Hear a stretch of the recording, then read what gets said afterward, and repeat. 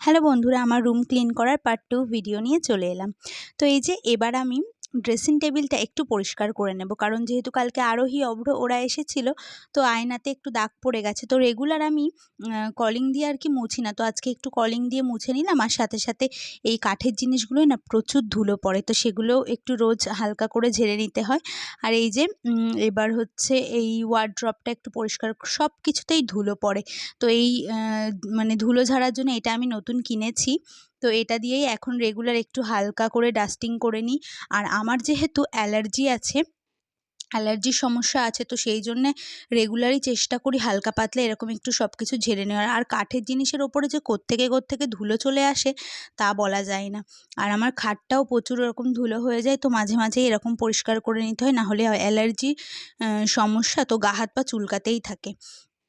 তো এই যে এবার ওয়ার্ড্রপটাও একটু মুছে নিচ্ছি, যেহেতু আয়নাটা মুছলাম তো ভাবলাম ওয়ার্ড্রপটাও একটু মুছে নিই হালকা করে। তো এই যে আমার সব মোছামুছি কমপ্লিট, এবার ঘরটা ঝাড় দিয়ে নেব।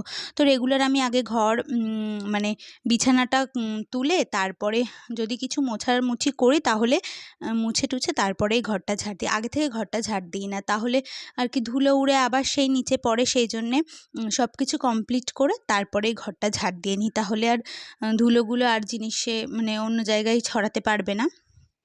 তো এই যে এবার ভালো করে ঘরটা ঝাড় দিয়ে নেব। আর এই তুলো ময়লাগুলো যে কোত্থেকে আসে, এই কাঠের জিনিসের ওপরে পুরো তুলোর আস্তরণ মতো ময়লা আর কি পড়ে যায়, খাটের তলেও মানে পুরোটা এরকম তুলো ময়লাতে ভরা। তো আর কি করা যাবে, এইভাবেই আমাকে করতে হবে। তো এবার ঘরটা ঝাড় দিয়ে নিই। তো ঘরটা কিন্তু আজকে আর মুছবো না, ঘর আমি মাঝে মাঝে মুছি, কষ্ট হয়ে যায়, সেই জন্য রেগুলার আর ঘর মুছি না। তো চলো, ঘরটা তো ঝাড় দেওয়া মোটামুটি হয়ে গেল। আর প্রচণ্ড হাঁপিয়ে গেছি, খুব কষ্ট হয়ে গেছে। তো এই যে এবার মোটামুটি আমার ঘর ঝাড়া ঝুড়ো সব কিছুই কমপ্লিট।